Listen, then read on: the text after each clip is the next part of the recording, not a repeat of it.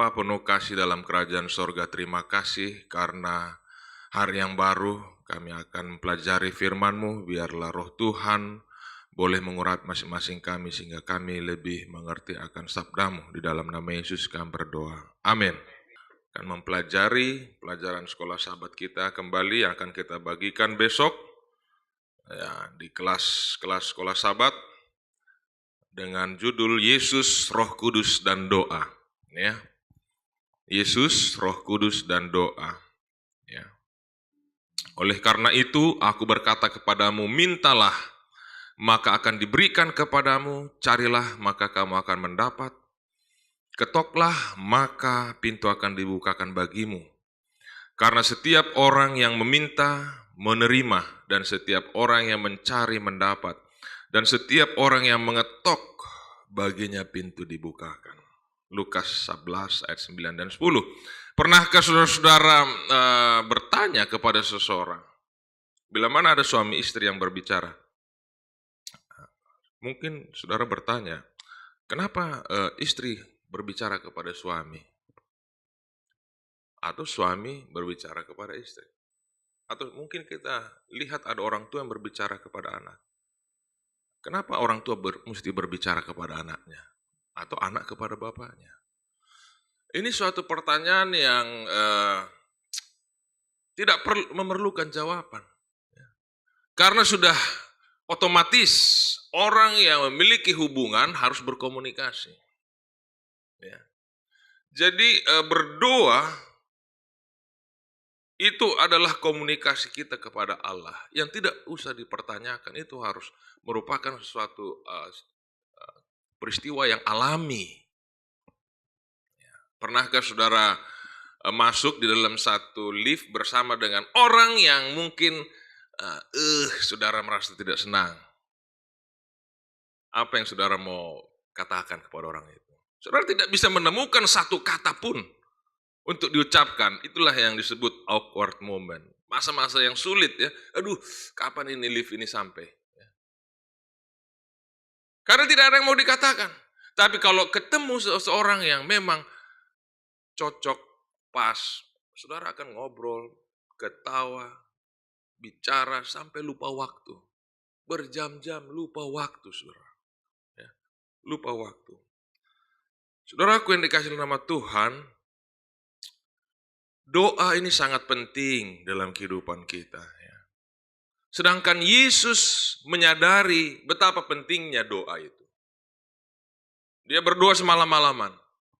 Yang menjadi pertanyaan, kenapa kita sebagai umat manusia yang berdosa, kita kurang merasa penting untuk berdoa. Ya. Murid-murid ketika mereka hidup bersama dengan Yesus, mereka memperhatikan bagaimana Yesus berdoa pada saat baptisannya. Ya. Kemudian sebelum memilih 12 muridnya, Yesus juga berdoa. Yesus berdoa bagi murid-muridnya, Lukas 9 ayat 18. Yesus berdoa sebelum dia dimuliakan. Yesus berdoa di Bukit Zaitun. Yesus berdoa menyerahkan hidupnya ke dalam tangan Allah. Ketika saat-saat terakhir di kayu salib dia berkata, ya Bapa, ke dalam tanganmu kuserahkan nyawamu. Yesus berdoa. Seringkali Yesus pergi ke tempat-tempat sepi ya, untuk berdoa, mengasingkan diri di balik batu yang besar, di balik pohon, di mana saja. Yesus pergi mengasingkan diri, dan ketika dia kembali, apa yang terjadi? Orang sakit disembuhkan. Setan keluar dari orang yang dirasuk setan. Yang buta melihat, yang lumpuh berjalan. Penyakit kusta ditahirkan. Sehingga murid-murid pada waktu itu tertarik. Wah, ada apa sebenarnya yang Yesus lakukan di balik pepohonan, di balik gunung, di balik batu-batuan, di tempat-tempat sunyi, di tempat yang tertutup. Apa sebenarnya yang dia katakan di dalam doanya?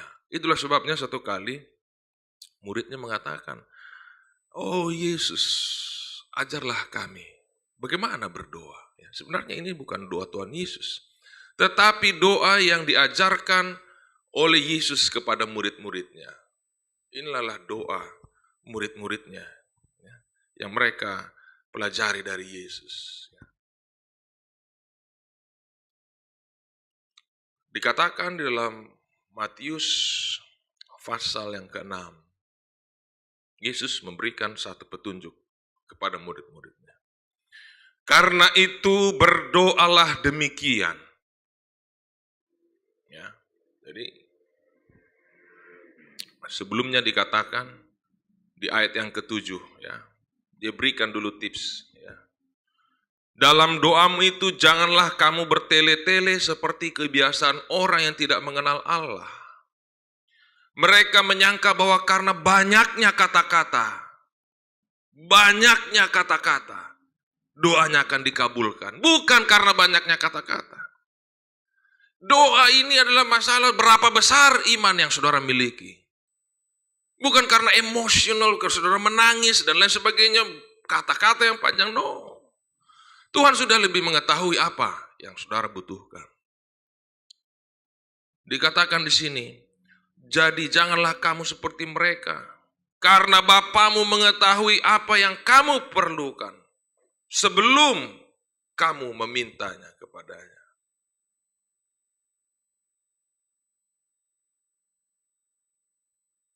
Jadi Tuhan anjurkan kita berdoa. Ya, di ayat yang lain dikatakan di ayat yang ke-5, janganlah berdoa seperti orang munafik, mengucapkan doanya, berdiri dalam rumah ibadat pada tikungan jalan raya, supaya dilihat orang. Aku berkata kepadamu, sungguhnya mereka sudah mendapat upahnya. Tetapi jika engkau berdoa, masuk ke dalam kamarmu, tutuplah pintu dan berdoalah kepadanya. Bapamu yang di tempat tersembunyi, ya, maka Bapamu yang melihat yang tersembunyi akan membalaskannya kepadamu. Ya.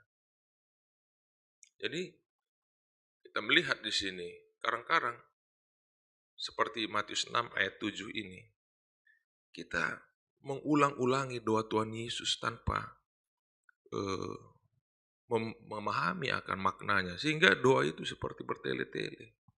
Ini yang disebut doa bertele-tele. Tuhan hanya memberikan contoh doa, bukan untuk dihafalkan dan diulang-ulangi, sehingga kehilangan maknanya. Coba saudara bayangkan ada suami istri. Setiap pagi suaminya ini katakan, dia ulangi syair Shakespeare. Oh Juliet, Juliet, I love you. I will get the stars for you. Lautan ku seberangi, gunung pun kudaki untuk meraih cintamu. Ya, ya itu satu kali mesti enak ya. Besoknya sama lagi. Oh Juliet, Juliet, I love you. Aku akan petik bintang, lautan ku seberangi, gunung kudaki. Setiap hari itu yang diulang-ulangi. Coba apa perasaan istrinya? Nama aku bukan Juliet. Ini ketahuan ini apanya ini. Dihafal-hafalkan, tapi tidak keluar dari dalam hati.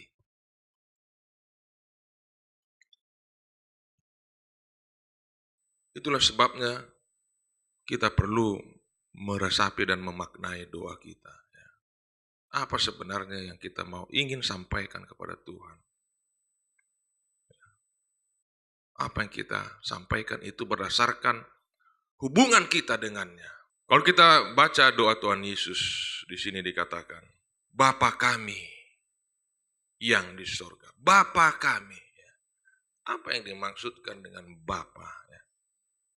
Bapa itu adalah suatu term hubungan di dalam ikatan kekeluargaan ikatan yang paling kecil yaitu keluarga. Bapa, ibu, anak, orang tua ya. Bapa kami. Tuhan memang adalah Raja, Dia adalah pencipta, Dia adalah pemilik alam semesta, Dia lebih besar dari segala yang kita bisa bayangkan.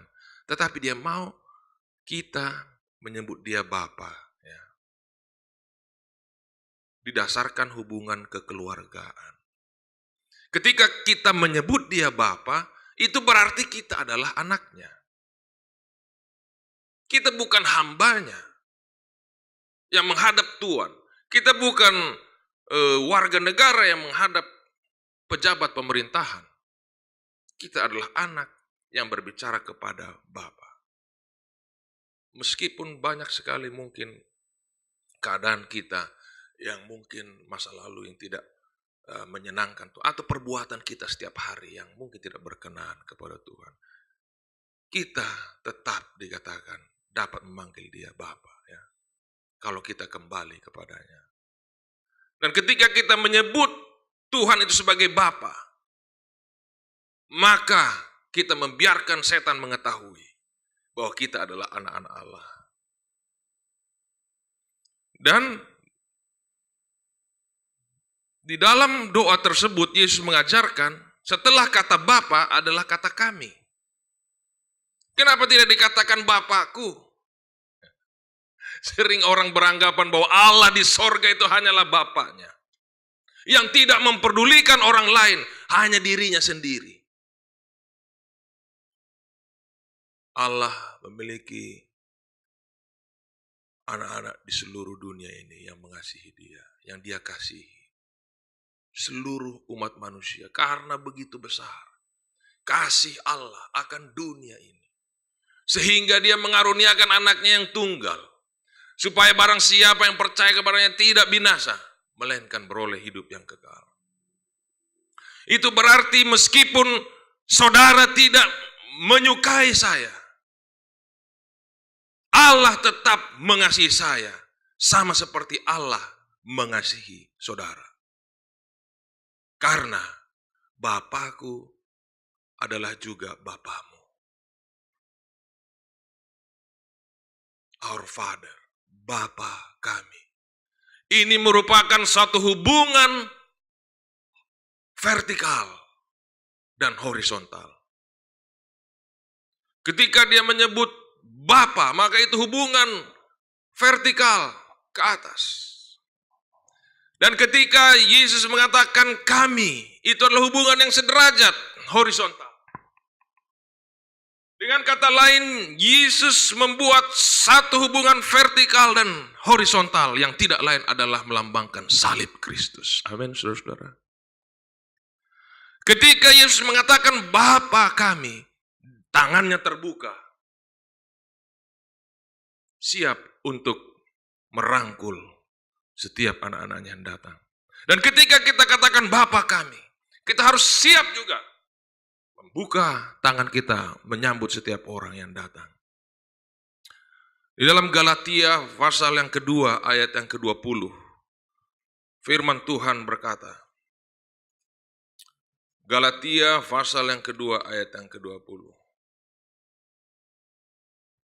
Namun aku hidup, tetapi bukan lagi aku sendiri yang hidup, melainkan Kristus yang hidup dalam aku.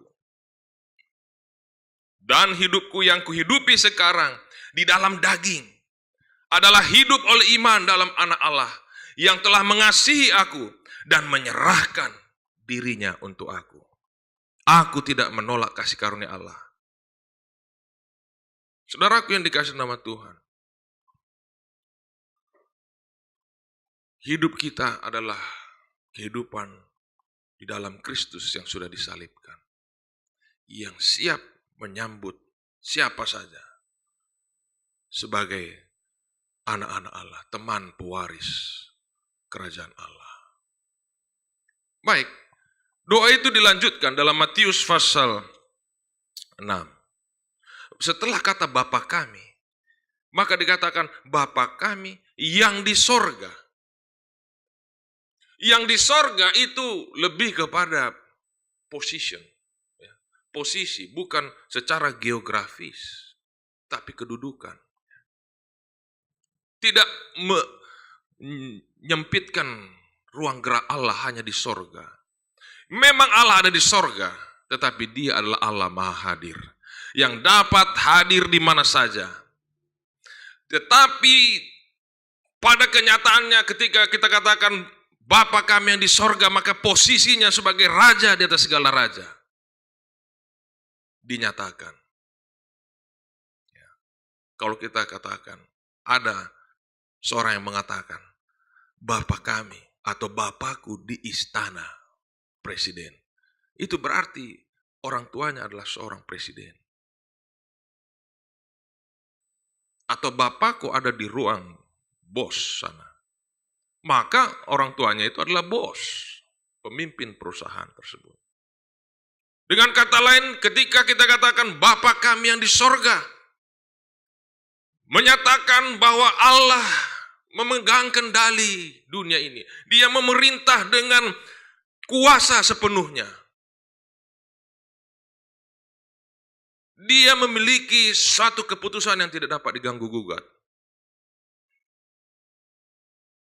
Ketika hakim masuk ke dalam ruang persidangan, biasanya orang berdiri. Dan ketika dia duduk, pengadilan pun dimulai. Dan ketika Allah duduk di atas tahtanya di sorga, semuanya berjalan sesuai dengan kehendaknya. Nabi Yesaya melihat bagaimana Allah duduk di atas tahtanya di sorga.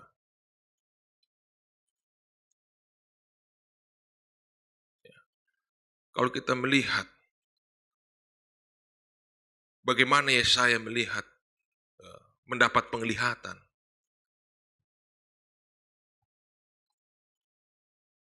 Dalam tahun matinya Raja Uzia, Yesaya pasal 6. Aku melihat, kata Yesaya, Tuhan duduk di atas tahta yang tinggi dan menjulang, dan ujung jubahnya memenuhi bait suci. Luar biasa, saudara. Ujung jubahnya memenuhi bait suci. Ada tradisi dalam kerajaan, bila mana seorang raja dengan kerajaan yang kecil, maka ujung jubahnya itu tidak terlalu panjang. Begitu kerajaannya agak lebih besar, ujung jubahnya agak lebih panjang. Saudara bayangkan, ujung jubah Allah memenuhi bait suci. Itu berarti bahwa teritori kekuasaan Allah itu memenuhi seluruh alam semesta ini. Tidak ada satupun daerah yang tidak merupakan wilayah kekuasaannya. Jadi jangan pernah berpikir bahwa problema yang saudara hadapi itu tidak di dalam wilayah kekuasaan Allah. Tuhan tidak dapat menjangkau masalah-masalah yang saudara hadapi. Semuanya di bawah otoritas Allah. Karena dia adalah Bapa yang ada di sorga. Dia bukan ada di istana dunia, dia ada di sorga. Saudara tidak perlu memuji, membesarkan dia supaya dia menjadi Allah. Sebelum saudara lahir, dia sudah berkuasa dari sejak masa kekekalan sampai kepada masa kekekalan. Bapa kami yang di sorga, apalagi dikatakan, dikuduskanlah namamu. Dikuduskan. Namanya begitu kudus sehingga orang Yahudi tidak dapat menyebut namanya. Mereka harus mengganti penanya dengan pena yang baru ketika hendak menuliskan nama Allah. Begitu kudus namanya. Sedangkan membisikkan namanya saja, mereka tidak berani. Belum lagi menjamah, hanya menyebutkan namanya. Kenapa? Karena nama itu menggambarkan karakter. Apakah nama saudara kudus? Dikatakan nama baik lebih berharga daripada apa? Perak dan emas. Nama.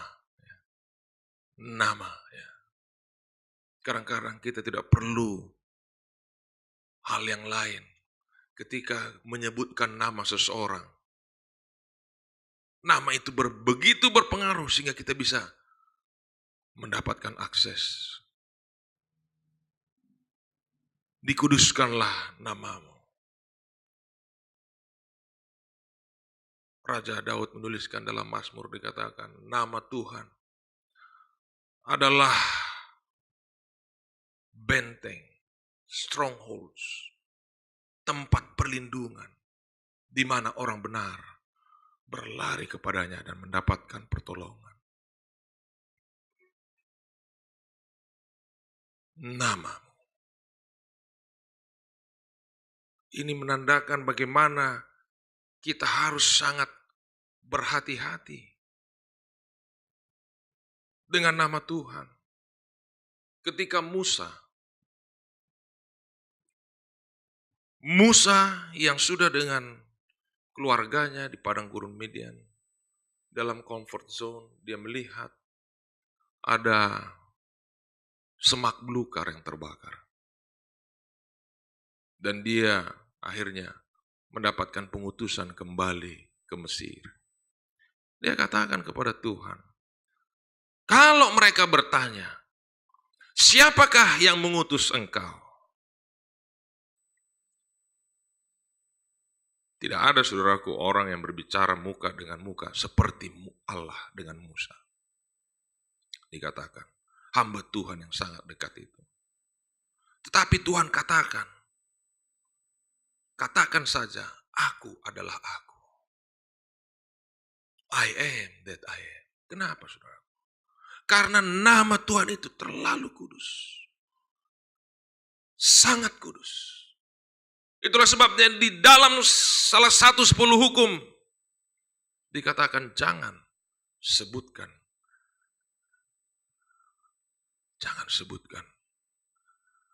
namaku dengan sia-sia. Nama Tuhan Allahmu dengan sia-sia. Karena ketika nama itu disebutkan, iblis gemetar. Lari kepada babi-babi yang terjun ke dalam jurang yang dalam. Tapi kadang-kadang kita menyebutkannya untuk sesuatu hal yang tidak perlu. Nama itu begitu kudus sampai beberapa generasi kemudian seorang bayi lahir dan namanya akan disebut Yesus. Nama Allah Jehovah Jireh, Jehovah Rafa, Jehovah Nimsi, Elohim, El Shaddai, Adonai, Yahweh, dan lain sebagainya. Tetapi Yesus, nama Yesus di atas segala nama. Karena Yesus adalah kunci untuk masuk ke dalam tahta Bapa. Apa saja yang kamu minta dan doakan di dalam namaku, Yesus katakan, kau akan dapat menerimanya.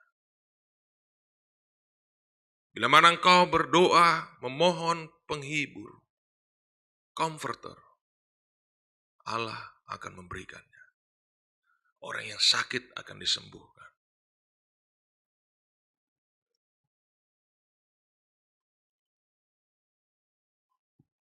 Doa Bapa kami selanjutnya dilanjutkan di sini. Datanglah kerajaan-Mu.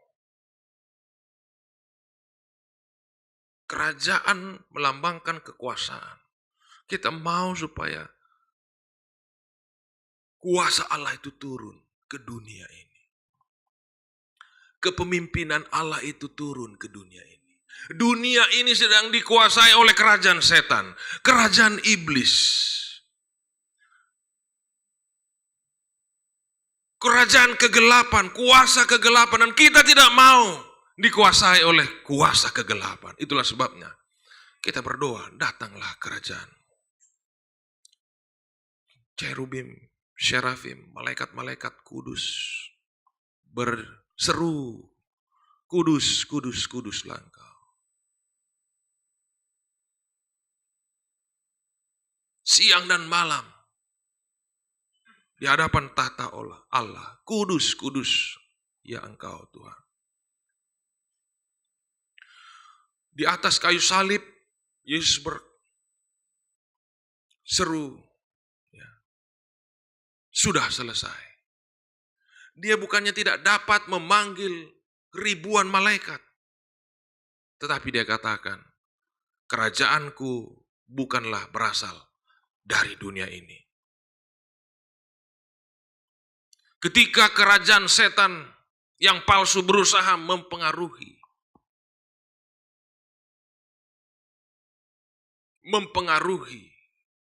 kehidupan saudara, kita berdoa, datanglah kerajaan. Ketika Paulus dan Silas di dalam penjara, mereka menyerukan kerajaan Allah, datanglah kerajaan. Malaikat datang menggoncang fondasi penjara tersebut dan penjara itu terbuka. Saudaraku, jangan kita berdoa seperti orang yang frustrasi, yang hopeless, yang helpless, tidak bisa berbuat apa-apa, tidak berdaya. Kerajaan Allah adalah kerajaan yang kekal. Datanglah kerajaan, datang. Kita mengundang dia di dalam situasi kita, di dalam problem yang kita hadapi. Datanglah kerajaan. Kalau kita buka dalam Kejadian pasal yang pertama, saudara. Kejadian pasal yang pertama, dikatakan di sana, pada mulanya Allah menciptakan langit dan bumi. Bereshit bara Elohim. Bumi belum berbentuk dan kosong, gelap gulita menutupi samudera raya. Dan roh Allah melayang-layang di atas permukaan air. Moving. Roh Allah itu tidak pernah berhenti, dia moving, bergerak ke sana kemari. Sejak Kejadian pasal yang pertama. Ketika saudara meminta dia untuk datang, roh Allah yang mobile itu akan datang. Kemanapun saudara pergi, saudara tidak dapat menghindar dari hadirat Allah. Roh Allah itu, ketika saudara mengundangnya, datanglah kerajaan. Dia akan datang. Apa selanjutnya? Di dalam doa Tuhan Yesus. Jadilah kehendak-Mu. Apakah kita menginginkan hal yang lain di luar kehendak Tuhan?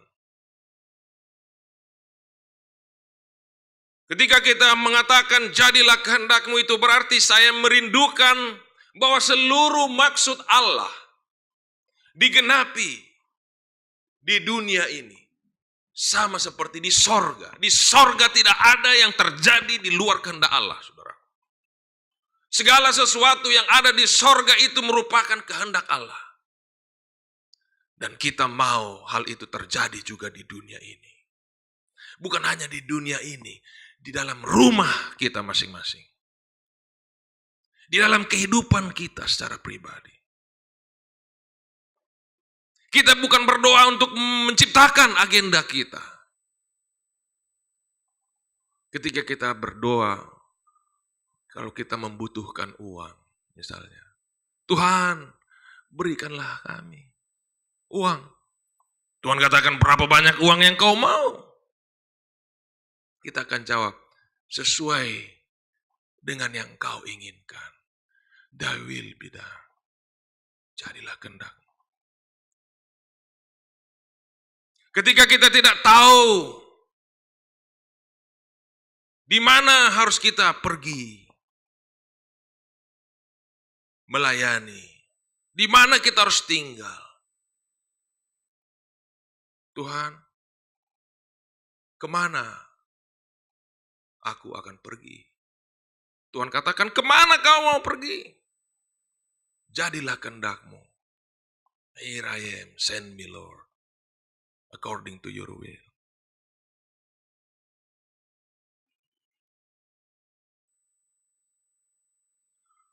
If it is not in your will, do not let me run into it. Kalau itu bukan kehendak-Mu, jangan biarkan aku mendekatinya. Saudaraku yang dikasihi dalam nama Tuhan, will, kehendak Tuhan, ekspresi keinginannya terdapat juga dalam firman-Nya. Ada will, ada testament, Old Testament, New Testament. Old Testament lebih fokus kepada bangsa Israel. New Testament shift kepada Israel rohani. Israel jasmani ditolak, saudara. Ketika mereka menyalibkan Yesus, melempari Stefanus, tahun 34. Bangsa itu telah ditolak. Dibagi dengan kehendak Allah. Bagaimana pembagian berkat itu sesuai dengan kehendak Allah, mencegah kita untuk cemburu. Thy will be done. Kita akan berhenti cemburu dan bersifat kompetitif ketika kita mengetahui bahwa semua pembagian itu berdasarkan kehendak Allah. Kalau memang berkat itu menjadi milik kita oleh kehendak Tuhan, tidak akan ada seorang pun yang dapat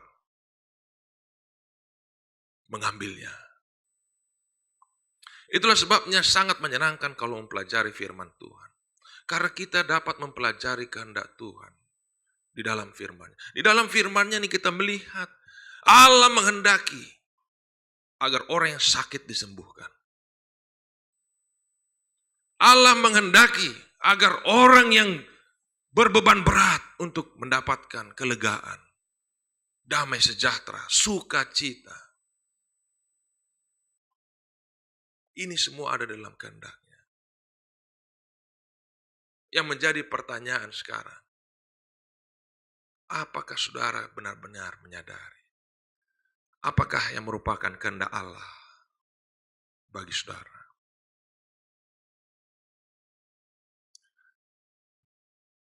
Jadilah kehendak-Mu. Jadilah kehendak-Mu di bumi seperti di sorga. Ayat yang ke-11. Berikanlah kami pada hari ini makanan kami yang secukupnya. Inilah God's provision. Bagaimana pemeliharaan Allah kepada umat-umatnya. Kata berikan, beri. Kata beri itu sendiri melambangkan betapa lemahnya kita. Betapa kita membutuhkan pertolongan Tuhan. Kalau Tuhan tidak memberikan, maka kita tidak dapat mengambilnya. Karena itu bukanlah jatah kita. Berkat Tuhan adalah kasih karunia. Allah yang begitu besar kepada masing-masing kita. Itulah sebabnya kita memohon, berikanlah. Sama seperti seorang bayi yang sedang menyusu dari ibunya.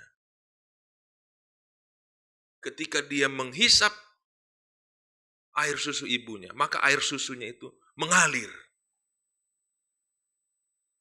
Tidak menjadi pertanyaan, ibu itu menyatakan memiliki persediaan air ASI yang cukup buat bayinya. Itu tidak perlu dipertanyakan. Tetapi kalau bayi itu terlelap, tertidur dan berhenti menyedot atau menghisap ASI tersebut, maka ASI tersebut tidak mengalir. Itulah sebabnya Matius 7 ayat 7 katakan apa? Minta, maka akan diberikan kepadamu. Cari, maka kamu akan mendapat. Ketok, maka pintu akan dibukakan bagimu. Ketika saudara mulai meminta, Allah mulai memberikan. Tetapi menarik sekali dikatakan, bukanlah kata berikanlah kepadaku. It's not give me, but give us. Berikanlah kami. Beyond give me. Allah mau memberikan kepada kita. Ketika kita melihat saudara kita kelaparan. Give us. Masih ingat bagaimana bangsa Israel menduduki tanah Kanaan. Ketika mereka telah mendapatkan warisan dan tanah tempat mereka tinggal. Ada sebagian saudara-saudara yang tidak mendapatkannya. Mereka turut berperang dengan saudara-saudara mereka tersebut. Sampai semua kebagian warisan tempat tinggal di tanah perjanjian. Saudaraku, apapun yang saudara miliki, education, kekayaan, apa saja, bukanlah membuat saudara menjadi arogan. Tetapi menambah kewajiban saudara untuk membagikannya kepada orang lain. Kadangkala Allah memberikannya itu kepada saudara, tetapi untuk saudara-saudara semua yang lain. God gave it to you, but for us. Itulah sebabnya kehidupan jemaat yang mula-mula sangat menarik. Karena mereka mempraktekkan doa Tuhan Yesus ini. Berikanlah kepada kami. Apa yang mereka miliki menjadi milik bersama. Ini merupakan suatu keajaiban yang sangat unik di tengah-tengah dunia yang begitu selfish. Ketika saudara memiliki pernikahan yang baik, yang perfect, jangan tertawakan pernikahan saudara-saudara yang lain yang hancur. Jangan. Ketika saudara sukses, jangan tertawai kegagalan orang lain. Dikatakan di sini, berikanlah kami pada hari ini. This day. It's about perpetual blessing. Perpetual need. Kebutuhan yang terus menerus setiap hari. Allah mau supaya umat-umatnya bangun setiap pagi dan memerlukan Dia. Yeremia katakan, kasih karunia Tuhan selalu baru tiap pagi. Itulah sebabnya janganlah kita khawatir akan hari esok. Hanya hari ini, ya. Hari kemarin telah lewat, hari yang akan datang mungkin tidak akan pernah datang. Allah punya pemeliharaan adalah hari demi hari. Itulah sebabnya firman-Mu adalah pelita bagi kaki dan terang bagi jalanku. Saya tidak bisa melihat jauh ke depan. Pada zaman bangsa Israel, pelita bagi kaki, maksudnya ada satu yang diikatkan di kaki. Pelita kecil diikatkan di kaki. Sehingga ketika setiap dia melangkah, maka langkah berikutnya itu diterangi. Jangan sampai ada ular atau apa yang bisa membahayakan. Dia tidak bisa melihat langkah-langkah yang berikutnya. Hanya satu langkah di depan. Ketika dia melangkah yang kedua, dia akan lihat. Saudaraku yang kedua, kekasih nama Tuhan. Our daily bread. Berikanlah, dikatakan apa di sini? Makanan kami yang secukupnya. Daily bread. Jangan bread yang kemarin. Roti yang segar hari ini. Bangsa Israel ketika berada di padang gurun, ada yang mencoba untuk menyimpan manna. Malas saya untuk memungut manna besok. Dia simpan. Worms atau ulat memakan manna tersebut. Saudaraku yang dikasih nama Tuhan, kita tidak bisa menggunakan kekuatan hari ini untuk berperang menghadapi pencobaan hari esok. Daily strength kita perlukan. Kekuatan yang baru setiap pagi. Dari firman Tuhan kita butuhkan untuk menghadapi pencobaan. Kuasa kegelapan setiap hari. Setiap pagi kita memiliki kesempatan untuk memintanya. Dan ayat yang berikut dikatakan. Dan ampunilah kami akan kesalahan kami. Seperti kami juga mengampuni orang yang bersalah kepada kami. As we forgive. Pelajaran yang kita ambil dari ayat ini dikatakan. Akan selalu ada orang yang bersalah kepada saudara. Tidak peduli betapa tinggi pendidikan saudara, betapa hebat kedudukan saudara, betapa kaya saudara, latar belakang apapun saudara, akan ada orang yang bersalah kepada saudara.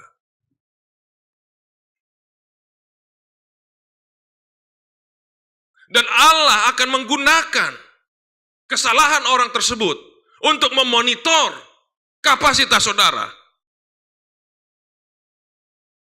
untuk melepaskan pengampunan. Kata S ini sangat penting ya. Sebagaimana atau seperti kami juga mengampuni orang yang bersalah. Berilah maka kamu akan diberi. Karena dengan ukuran yang kamu pakai untuk mengukur, itu akan diukurkan kepadamu. Kalau saudara menggunakan sendok yang kecil,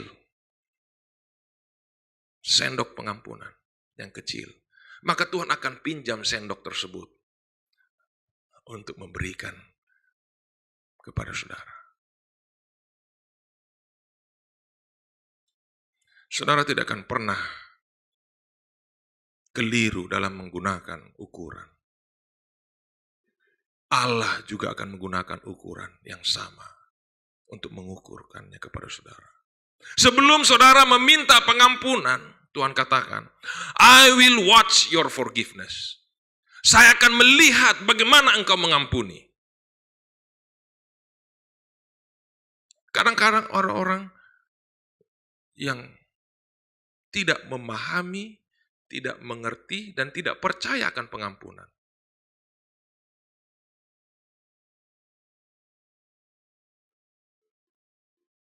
Mengapa orang percaya kepada pengampunan? Karena orang tersebut telah melakukan sebelumnya. Kalau ada orang yang begitu mudah percaya, oh si Anu sudah mengampuni saya. Karena dia memiliki pengalaman pada masa lalu. Oh saya juga pernah mengampuni si A. Dan ketika saya mengampuni si A, saya tulus mengampuninya. Sebaliknya orang yang tidak pernah percaya akan pengampunan, mereka tidak pernah mempraktekkannya pada masa lalu. Itulah sebabnya mereka tidak memiliki pengalaman mengenai pengampunan ini. Sehingga orang mengampuni dia tidak yakin. Ini hanya munafik ini. Gak mungkin dia mengampuni saya. Dan begitu juga dia kepada Allah. Mana mungkin Allah mengampuni saya. Akhirnya dia terpenjara di dalam rasa bersalah. Saudaraku, ketika saudara menemukan orang yang bersalah kepada saudara, kemudian dengan kuasa sorga, saudara katakan, saya ampuni kamu. maka saudara akan belajar menerima pengampunan dari Tuhan. Sekarang ini saudaraku, banyak orang yang mengangkat dirinya, meskipun tidak pernah sekolah hukum, sekolah mengenai sarjana hukum dan lain sebagainya. Mereka mengangkat dirinya menjadi hakim, kemudian dia merubah posisi Allah menjadi polisi. Tuhan, dia bersalah, kutuki dia, hukum dia. Tidak ada pengampunan, saudara. Orang yang memiliki kasih karunia dikatakan akan mendapatkan kasih karunia. Ampunilah kami kesalahan kami, seperti kami juga mengampuni orang yang bersalah kepada kami. Dan janganlah membawa kami ke dalam pencobaan, tetapi lepaskanlah kami daripada yang jahat. Lepaskan, saudara. Lepaskan dari kejahatan. Satu dosa saja cukup untuk menyesatkan orang banyak, saudara. Satu dosa saja cukup untuk merampas keselamatan yang saudara miliki. Satu dosa saja cukup untuk mencemari karakter saudara. Dan pelepasan ini memakan waktu. Itulah sebabnya pelepasan itu disebut proses pengudusan, sanctification. From glory to glory. Bersihkanlah aku ya Tuhan, sebelum pintu kasihan tertutup. Bersihkan, bersihkan. Karena kalau kita tidak mendapatkan meterai Allah pada masa sekarang, maka kita akan terlambat. Dan dikatakan setelah kita mendapatkan semuanya, kita sudah mendapatkan roti, kekuatan, kita sudah mendapatkan kuasa sorgawi. Dikatakan kita sudah dapatkan pengampunan, kita sudah mendapatkan kuasa yang melepaskan, membebaskan kita. Doa ini kemudian beralih, take turn. Kita kembalikan kepada Tuhan. Semua yang kita dapatkan, kita kembalikan kepada Tuhan. Setelah kita menerima segala sesuatu, Lord, I'm ready to give back to you. Saya siap untuk memberikan kembali kepadamu. Karena Engkaulah yang empunya kerajaan dan kuasa dan kemuliaan sampai selama-lamanya. Jadi kita melihat, setelah kita lihat kehidupan kita lewat proses doa ini, makin lama makin menyerupai Tuhan. Kita bisa mengampuni seperti Tuhan mengampuni. Ketika kita sudah merasa sudah full, cukup semuanya Tuhan sudah berikan. Sekaranglah waktunya untuk memberikan segala pujian dan hormat kepadanya. Kembalikan kepada Tuhan. Wow, luar biasa. Doa. Yesus mengajarkan doa kepada murid-muridnya. Dan ini adalah satu panggilan kepada kita yang hidup pada zaman ini. Agar memiliki kehidupan doa yang lebih sungguh. Karena di mana banyak doa ada banyak kuasa. Dan ketika orang berdoa dengan sungguh, Roh Tuhan akan tetap menguasai hidupnya. Untuk dia tetap hidup dalam kehendak Tuhan. Kiranya kehidupan doa kita boleh semakin hari, semakin sesuai dengan apa yang Tuhan sudah ajarkan. Agar dengan demikian berkat Tuhan boleh menjadi bagian masing-masing kita.